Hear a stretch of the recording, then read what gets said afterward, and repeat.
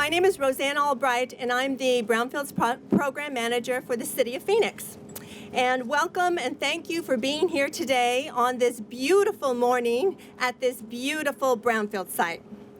We're celebrating today the near end of a very long, sometimes unsurmountable journey that, however, will soon result in redevelopment of this property here, this 10-acre site, formerly known as the East Washington Fluff Site, an innocent name for a not-so-innocent piece of property.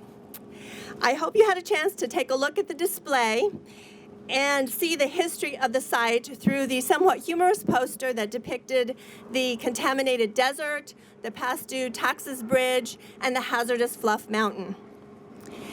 The challenges on this site were so many that the best way for all of us to get through it really was to have a good sense of humor.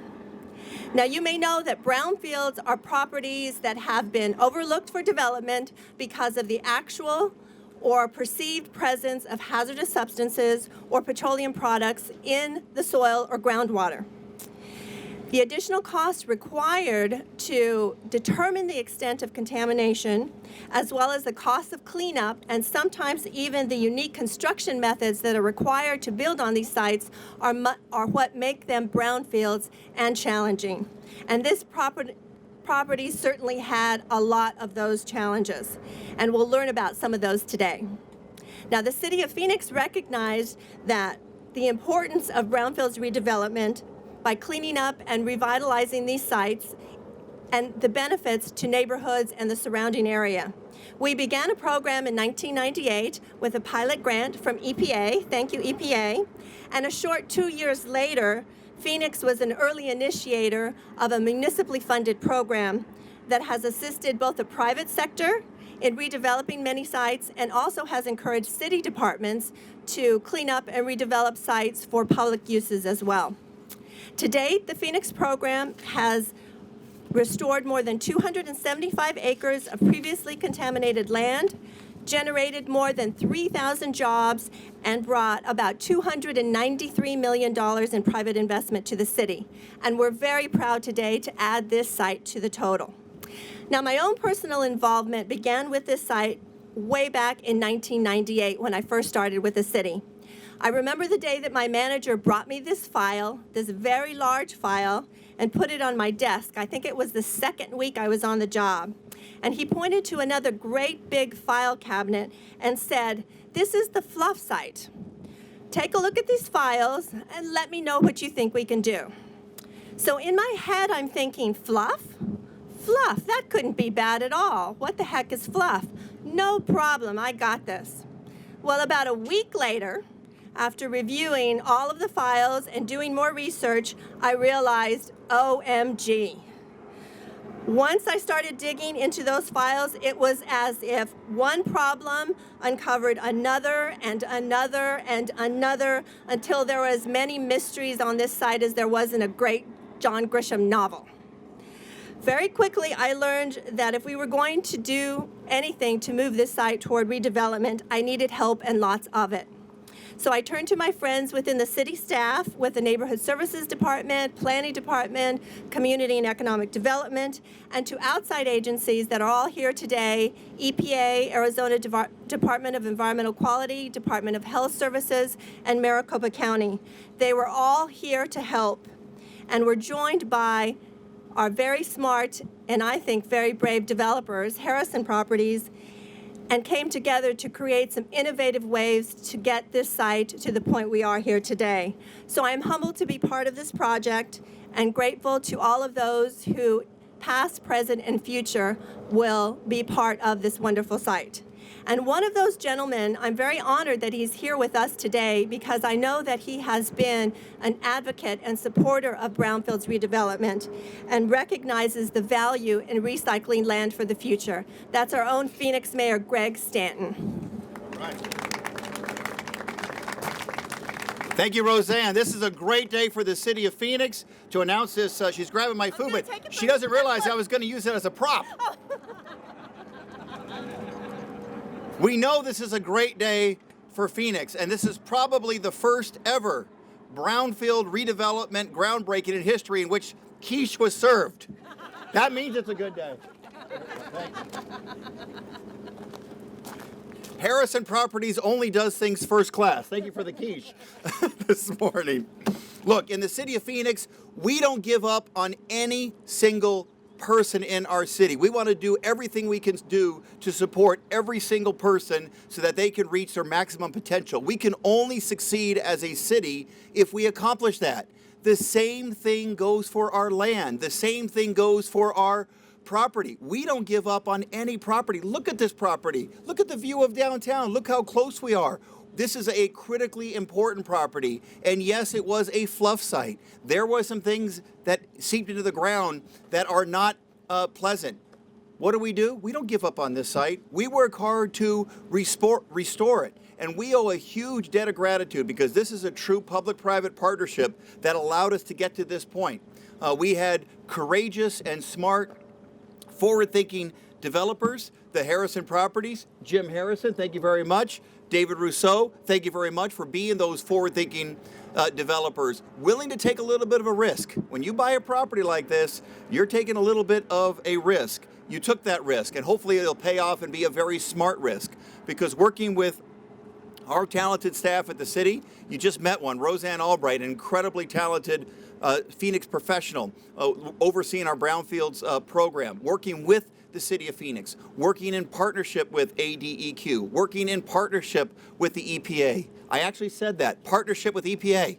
A lot of people like to say bad things about the EPA. They were our great partners on this project to allow it to get to this point. Partnering with the Arizona Department of Health Services to make sure that everything that happened on this site would not have a negative impact on anyone's health. Those partnerships are what got us here today. And a property that at one time someone said it would take $40 million of cleanup, take years and years of cleanup. $600,000 in back taxes was owed. There was a lot of negative on this site, but we didn't give up. Harrison Properties didn't give up. Our brownfields manager didn't give up. And as a result, we are here today. And what a great property that's going to create a lot of economic value for the city is going to be built on this site. And one of those entities is going to be the Phoenix Police Department. People are going to be safer in the city of Phoenix because of the economic activity that's going on this site. If that's not a win for our city, I don't know what is. So congratulations to everyone to get to this point. I now want to hand it over to my colleague on the city council, who is fortunate enough to represent this area. And I want to come to more groundbreakings in District 8 and eat more quiche. With that, a great advocate for the people and properties in her district, our District 8 City Councilwoman, Kate Gallego. Thank you so much. This is also my first event with quiche in District 8, so perhaps we have started a great tradition today. And we have many things to celebrate today. Today is a major victory in the war on fluff. I want to say thank you to the many people who have worked on this for decades. This, for some of you in the audience, is like a child growing up. You've spent much of your career working on this, and thank you to Roseanne and Phil and the folks from every level of government. What a wonderful partnership, from our local government at the City of Phoenix to the county, to the State Department of Environmental Quality and the federal government. We have all worked together to invest in cleaning up this area, saying that this is an important area of our city, one with so much going for it, so close to downtown, so close to our warehouse district, which is in a great period of revitalization as well. We are seeing every day new businesses wanting to come into this area. They love the history. They love that so much of the roots of Phoenix come from this area, and so many of our histories from our agricultural past and the warehouses where produce was loaded onto trains to our future are in this area, and so I'm so glad that we are investing in this area. Before being elected, I had the pleasure of serving on the Phoenix Environmental Quality Commission when we were in the middle of a major investment in brownfields revitalization. So I've had the pleasure of seeing this project move forward for a decade on my part, which is a long time in the life of a 33-year-old. But for those of you who've been working on this for 18 years, I just got to see part of it. But the City of Phoenix said, we will not overlook any piece of land, and we're going to make this our #1 priority in terms of brownfield revitalization. It took a lot of work. The site was more complicated than many people thought at the beginning, but we've continued to invest, and we've done so while involving the community and reaching out to neighborhood leaders, to stakeholders in the business community, keeping them updated and informed, which I think is a success story in and of itself. It took a lot of patience. People had a lot of questions, but today we can celebrate this major milestone. So thank you so much for having me. And should I turn it back over to Roseanne?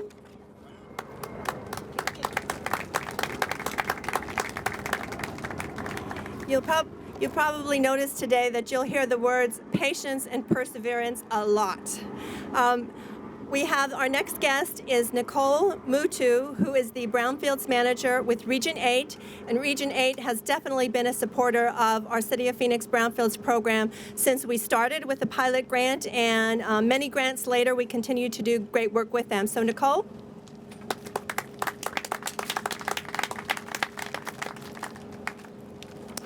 Thank you. Good morning, and thank you for being here. Actually, we are Region 9, which is okay.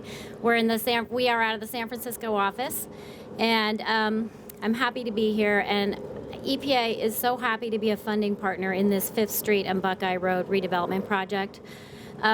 Region 9 and the City of Phoenix have enjoyed a very productive relationship since we started helping with this site in 98, 99. As you've heard, we gave a $350,000 technical assistance grant to start figuring out what was out here, and that kind of kicked off this long process. And since then, the city has worked tirelessly with partners at all levels of the government, in addition to working with private industry and the community groups in order to carry out ultimately the redevelopment of this site. The goal of EPA's Brownfields program is to help revitalize the communities by cleaning up properties and bringing them back into productive use. And at the very local level, EPA's Brownfields program helps to build resiliency, and that's social, economic, and environmental resiliency. And we can see that, as mentioned earlier, this property that's located in this area will hopefully bring back resiliency to this area. EPA has frequently called on the City of Phoenix, and in particular Roseanne Albright, to speak at national and regional conferences about its brownfields redevelopment activities. We call on experts like Roseanne who can share with other grantees the best practices they have used in getting these properties back into productive reuse. And over the last 18 years, the city has been successful in securing over $2 million in competitive grants for brownfields work from EPA.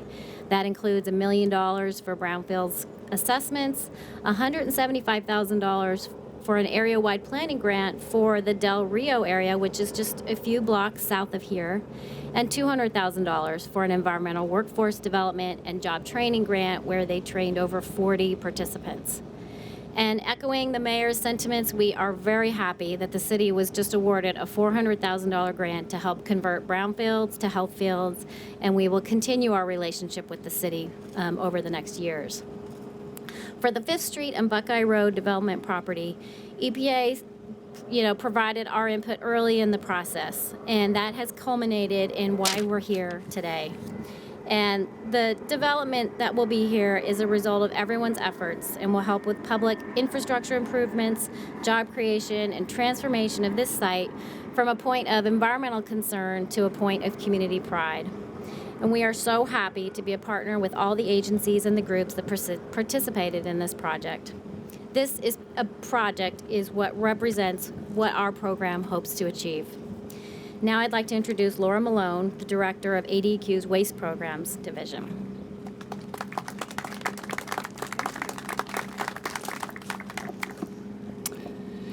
Thank you. I am very pleased to be here with all of you today, representing my director, Henry Darwin, and my many past and present colleagues at the Arizona Department of Environmental Quality, who contributed to the cleanup and redevelopment of this site over the years. We've long known this property as the East Washington Fluff Wharf site, one of about 36 contaminated sites in Arizona listed for cleanup under the state Superfund program using Water Quality Assurance revolving fund dollars. I can personally recall back in the summer of 2001 when ADEQ worked with our colleagues at the Arizona Department of Health Services to document the acute public health risk that was present at this site. As you all know, that was the summer when Randy Johnson, Kurt Schilling, and Luis Gonzalez, and the rest of those amazing Diamondbacks would eventually be crowned World Series champs. They played right over there in what was then called the Bank One ballpark. And in the shadows of the Bob, here was this blighted eyesore and acute public health threat. The DHS risk assessment of the site found that potential exposure to elevated levels of lead, cadmium, chromium, and PCBs in the soils here qualified the site for an urgent early response action under the WRF program. This finding enabled ADEQ to take immediate action to remove the waste piles and place a 15-inch protective cap of clean fill and gravel over the site. This action eliminated the direct health risk from coming into contact with the metal waste and contaminated soil until a longer-term solution could take place. We hired a contractor to complete the work over the course of that summer, but we didn't stop there. Under then Director Jackie Schaefer, ADEQ opened up a community information office in one of those buildings across the street so that we could explain to our neighbors what the cleanup was about and how the work was proceeding. As a staff member, I can remember many of my colleagues and I working out of that office, inviting folks in and listening to their concerns. Director Schaefer saw the cleanup as an opportunity for ADEQ to play a bigger role in partnering with the South Phoenix community and improving the area's environmental quality. We hosted the frequent get-togethers in that outreach office and invited community leaders to come and meet with ADEQ's leadership team so that we could better understand the issues facing the community and how ADEQ can improve its role and relationship with them. In November of that year, we joined our community colleagues in celebrating the site cleanup and renovation. We hosted a party here, complete with catered Mexican food, and I even believe there was a mariachi band. About 100 or so people from the neighborhood attended the event. We commissioned a local artist to create a commemorative tile like this one, an artistic representation of ADEQ's logo, which we gave out to our many guests who had been a part of the summer series of activities. But we didn't stop there. As director of ADEQ's Waste Programs Division, I'm proud to say that we eventually did find that longer-term solution for this site, which is why we're here today. The East Washington Fluff site became the first site in the history of the WRF program to actually be removed from the WRF registry, our list of priority remediation sites today. ADEQ is making it one of its top strategic priorities to support environmentally responsible economic growth and accelerate cleanups like this. We're excited to be doing more environmental good with our friends at the City of Phoenix, EPA, and partners like Jim Harrison of Harrison Properties. Thank you very much.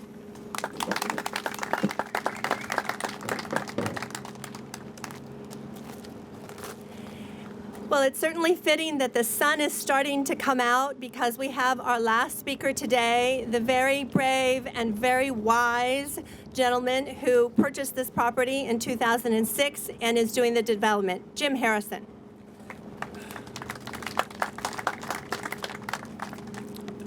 Wise and brave is a relative term. I remember at the beginning of this process in about 2006, I was having a taco at the teepee with my friend Dave Rousseau and told him that this property was coming up for auction and would he like to do it with me. And there was a little bit of an environmental issue, but I figured we could work that out. Little did I know that the first meeting I had with ADEQ folks, they suggested that I go into a room that was full of files about this site and the many people that had worked so hard to get this site in the spot that we're in today, where we really can make a viable project here that's going to employ a lot of people from the area. I remember when they did finally get it lifted off the Superfund site, which I think is the first time in Arizona that a site has actually come off the list, they invited me to come down and speak to the many employees that had been involved with this site. And to say I was surprised is an understatement. Jeff Dalton from my office and I went into a room with at least 180 people. They had a birthday cake as big as this table to celebrate the hard work that it took to get this site off the federal list. But further into that presentation, they suggested everybody raise their hand that had worked on this site over the previous 20 years, and there were almost 90 hands that went up. So to say we had anything to do with that is kind of a joke. I mean, these guys have worked so hard trying to get this site into a situation where today, with Bob Winton's help, and a lot of our structural engineering people that have come up with a helical pier solution to be able to support all the structures and not disturb the soil underneath is quite unique, and I think will be able to be used on many other sites like this throughout the city. Kenny Harris, another member of our team, has been terrific working with the people at the city, trying to raise awareness about this site and cajole some help with the redevelopment of this site. The City of Phoenix Police Department, we're very excited to be our first tenant in this project. They're going to take about 2/3 of the north building that we've depicted over there. And I think it certainly will make the neighborhood safer, but also the tenants within this project. And I'm thankful for all that showed up today. Roseanne has been a rock star. To say she's been pushing rocks uphill on this project is an understatement. And we want to thank her very much for her help. Without further ado, if you haven't had enough quiche, which that was a terrific addition this morning. So thank you all for coming, and we look forward to having this project finished in the first quarter of next year. So it's going to go quick. Kennedy Design Build is our contractor on this site, and we're quite thrilled to have them. We've done many projects with them throughout the city. So thank you very much.